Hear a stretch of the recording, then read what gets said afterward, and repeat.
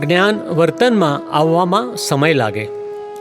સમજણ હોય એ પ્રમાણે વર્તન હોય એને સમજણપૂર્વકનું વર્તન કહેવાય. વર્તનપૂર્વકની સમજણ ના હોય કોઈ દિવસ. દાદા ભગવાન જ્ઞાની પુરુષ દાદા ભગવાનને એક મહાત્મા કહે છે, દાદા, લોકોની શી અપેક્ષા હોય છે કે એમનામાં જ્ઞાન દીક્ષા પછી વ્યવહારમાં કંઈક કચરો ઓછો થયો, કંઈક સુધર્યા હોય એવું દેખાવું તો જોઈએ જ ને.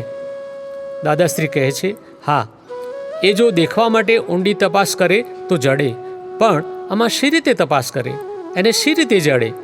જો બધાને સોનું ઓળખતા આવડે તો ચોકસીઓની શી જરૂર? અને ચોકસીઓને પણ સોનાની પરખ કરવા આવડો કાળો પથ્થર, કસોટી પથ્થર જોઈએ. કોઈ કહે, ચોકસી સાહેબ, તમે ગરડા થવાના ત્યાં સુધી એ પથ્થરો જોઈએ તમારે? ત્યારે કહે, હા, એ પથ્થરાની જરૂર પડે. એ પથ્થરા વગર તો અમારો સોનાનો ટેસ્ટ કરી શકાય નહીં.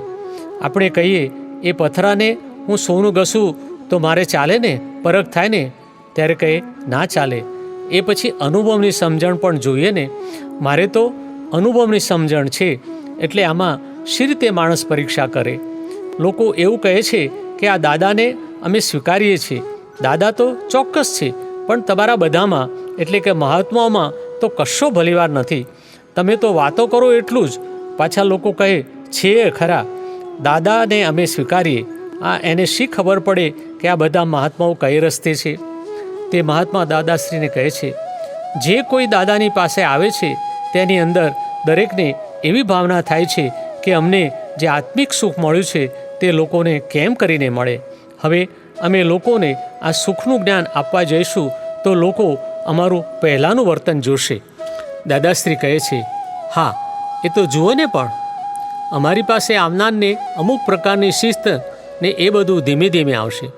હમણાં જો તમારી જાતે કરવા જશો તો એ તમારું જોઈને તમારી ખોડ કાઢશે ને કહેશે, આ તમે કેમ વકીલાત કરો છો? એટલે તમારે તો શું કરવું? એને આમ અટાવી પટાવીને અહીં દાદાની પાસે તેડી લાવવા. પછી હું રાગે પાડી દઉં. કેટલાય રાગ પડી ગયેલા ને. અત્યારે તમે રાગે પાડવા જશો તો નહીં પડે, કારણ કે તે વાંધા ઉઠાવે કે તમે પોતે આમ કેમ કરો છો, અને મને એવું કહે નહીં ને. એમને મારી પાસે કહેવા જેવું છે જ નહીં ને. તે ભાઈ દાદાશ્રીને કહે છે, વિતરાગ વિજ્ઞાની પાસે વિતરાગ વિજ્ઞાન પામ્યા પછી, પૂરી સમજ આવ્યા પછી તે સમજ જ્ઞાનમાં પરિણમવાની કોઈ સમય મર્યાદા ખરી? દાદાશ્રી કહે છે, હા, સમયની મર્યાદા તો ખરી ને. હંમેશા આપણી પાસે જે જ્ઞાન હોય તેને પ્રગમતા એટલે કે પરિણામ પામવામાં સમય લાગે છે. જેમ આ દૂધ હોય એમાં સહેજ દહીં નાખીએ પછી તરત જ દહીં માગીએ તો ના બને. એને માટે 6 કલાક કે 8 કલાક જોઈએ. ના જોઈએ? એવી રીતે આ સમજ જ્ઞાનમાં પરિણમતા અમુક સમય લાગે, અને તે દરેકને જુદી જુદી રીતે થાય. જેવા જેના આચરણ. કોઈને 2 કલાકમાં થઈ જાય, કોઈને 2 વર્ષમાંય ના થાય. આવરણ ઉપર આધાર રાખે છે, મોહ ઉપર આધાર રાખે છે. પ્રગટ અનુભવ જ્ઞાનસૂત્ર. સમજણ તો અંદર જ હોય, એ બહાર ના હોય. બહાર તો આચરણ હોય. આચરણ તો સમજનું પરિણામ છે. જ્ઞાની પુરુષ કનુ દાદાશ્રી.